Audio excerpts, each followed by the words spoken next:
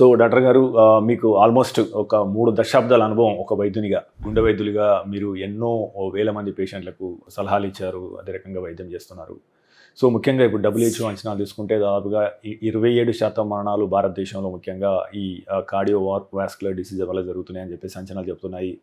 So నేను చిన్నప్పుడు చూసినప్పుడు గుండె వ్యాధి లేదా గుండెపోటు అనగానే అది కేవలం అంటే ఏజ్ ఎక్కువ ఉన్న వారికి, పెద్దవారికి మాత్రమే వస్తుందన్న ఆలోచన ఉండేది. కానీ ఇప్పుడు పరిస్థితి మారుతుంది.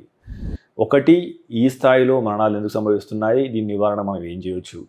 2 ముఖ్యంగా ఇప్పుడు క్లాస్ రూమ్లో కొంతమంది గుండెపోటు, లేదా డ్యాన్స్ చేస్తూ గుండెపోటు, లేదా ఫంక్షన్లో కుప్పకోవడం, అసలు మనకు ఎలాంటి సంకేతాలు లేకుండా ప్రాణాలు కోల్పోయాల్సిన సంఘటనలు ఎందుకు జరుగుతున్నాయి, దీన్ని మనం ఏమైనా ప్రివెంట్ చేయగలుగుతాం? మీరు చెప్పినట్టుగా మన దేశంలో నెంబర్ 1 కిల్లర్ డిసీజ్ గుండె జబ్బు. అత్యధికమైన మరణాలకు దారితీసే జబ్బు గుండె జబ్బు. అయితే మన దేశంలో గుండె జబ్బులు ఎక్కువగా రావడానికి అనేక కారణాలు ఉన్నాయి. అన్నిటికన్నా ముఖ్యమైన కారణం జెనెటిక్గా ఇండియన్స్కి గుండె జబ్బులు వచ్చే అవకాశం, రిస్క్ కొంచెం ఎక్కువగా ఉంది. మనం పాశ్చాత్య దేశాలతో కంపేర్ చేసుకుంటే మన భారతదేశంలో గుండె జబ్బులు వచ్చే రిస్క్ 10% ఎక్కువగా ఉంది. అలాగే మనం జపాన్ వంటి దేశంతో కంపేర్ చేసుకుంటే 40 రెట్లు ఎక్కువ మనకి రిస్క్ ఉంది, గుండె జబ్బులు వచ్చే రిస్క్. పాశ్చాత్య దేశాలతో కంపేర్ చేసుకుంటే 10 రెట్లు ఎక్కువ రిస్క్ ఉంటే, జపాన్ లాంటి దేశాలతో కంపేర్ చేసుకుంటే 40 రెట్లు ఎక్కువ రిస్క్ ఉంది మన గుండె జబ్బులు వచ్చే రిస్క్ మన దేశంలో. అదే కాకుండా మనం పాశ్చాత్య దేశాలతో కంపేర్ చేస్తే, పాశ్చాత్య దేశంలో 60-70 ఏళ్ల వయసు పైపు వాళ్ళకి ఎక్కువ గుండె జబ్బులు వస్తే, మనకి 1 లేదా 2 దశాబ్దాల ముందుగానే గుండె జబ్బులు బారిన పడుతున్నారు. అంటే ఈవెన్ 30s, 40sలో కూడా గుండె జబ్బులు బారిన పడుతున్నారు అన్నమాట. దీనికి కారణం ఏంటంటే, ఒకటి అన్నిటికంటే ముఖ్యమైనది లైఫ్ స్టైల్, మారుతున్న జీవన శైలి, మన ఆహార వ్యవహారాల్లో వచ్చిన మార్పు, మనం సరైన బ్యాలెన్స్డ్ డైట్, గుండె పరంగా మన శరీరానికి ఆరోగ్యపరంగా ఉండే డైట్ మనం తీసుకుపోవడం. ఎందుకంటే చాలామంది వెస్టర్నైజ్డ్ ఫుడ్ హ్యాబిట్స్కి అలవాటు పడ్డాం, జంక్ ఫుడ్స్కి అలవాటు పడ్డాం, చిన్న వయసు నుంచే జంక్ ఫుడ్స్కి అలవాటు పడ్డాం, ఆరోగ్యవంతమైన ఆహారం తీసుకోలేకపోవడం. అలాగే మన డైట్లో కార్బోహైడ్రేట్ అనే దాని పరిమాణం ఎక్కువగా ఉండడం అన్నమాట. సో కార్బోహైడ్రేట్ అనేది 30-40% దాటితే యాజ్ అ క్యాలరీ సోర్స్ కింద గుండె జబ్బులు వచ్చే రిస్క్ కొంచెం పెరుగుతుంది అన్నమాట. అలాగే స్థూలకాయత్వం, ఒబెసిటీ.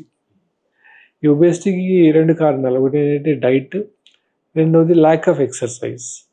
చాలామంది సెడెంటరీ లైఫ్ స్టైల్కి అలవాటు పడిపోయి, ఇప్పుడు చాలామంది చూస్తుంటే యువకుల్లో ఏంటంటే వాళ్ళు సిస్టమ్ మీద వర్క్ చేస్తూ రోజుకి 10 నుంచి 12 గంటలు సిస్టమ్ మీదే ఒకే చోట కూర్చోవడము, సిస్టమ్ మీద కంప్యూటర్లో వర్క్ చేయడం వల్ల శరీర వ్యాయామం లేక గుండె జబ్బులు బారిన పడే అవకాశం ఉంటుందన్నమాట. ఇప్పుడు sitting is equal to smoking. ఒకే చోట కంటిన్యూస్గా కూర్చోవడం స్మోకింగ్ చేయడంతో సమానమైన హాని గుండె జబ్బుల పరంగా. అందుకని sitting is the new smoking అని అంటాం మనం. Sitting continuously for long periods of time is as harmful as smoking. So అందుకని ఇప్పుడు జపనీస్ ఏం చెప్తారంటే, కంటిన్యూస్ ఫిజికల్ యాక్టివిటీ, రోజంతా ఒకే చోట కూర్చోకుండా సమ్ కైండ్ ఆఫ్ లో గ్రేడ్ ఫిజికల్ యాక్టివిటీ కంటిన్యూస్గా రోజంతా ఉంటే అది మనకి గుండె జబ్బులు నివారించడంలో చాలా ముఖ్యమైన పాత్రను పోషిస్తుంది అన్నమాట. ప్లస్ స్ట్రెస్ ఒకటి.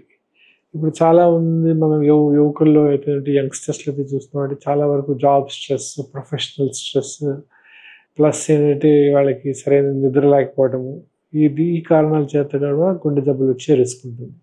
అలాగే స్మోకింగ్, ఆల్కహాల్ కన్జంప్షన్, ఇటువంటి హ్యాబిట్స్ వల్ల కూడాను గుండె జబ్బులు వచ్చే రిస్క్ ఎక్కువగా ఉంటుంది. ఈ అన్ని కారణాల చేత మన భారతదేశంలో గుండె జబ్బుల సంఖ్య పెరగటమే కాకుండా చిన్న వయసులో యువకులు ఈ గుండె జబ్బులను బారిన పడుతున్నారు. మీరు తీసుకునే అదే మందులు, అదే నాణ్యమైన మందులు, కానీ సగం ధరకే. అవును, మెడ్ ప్లస్ బ్రాండ్స్ పై 50-80% తగ్గింపు.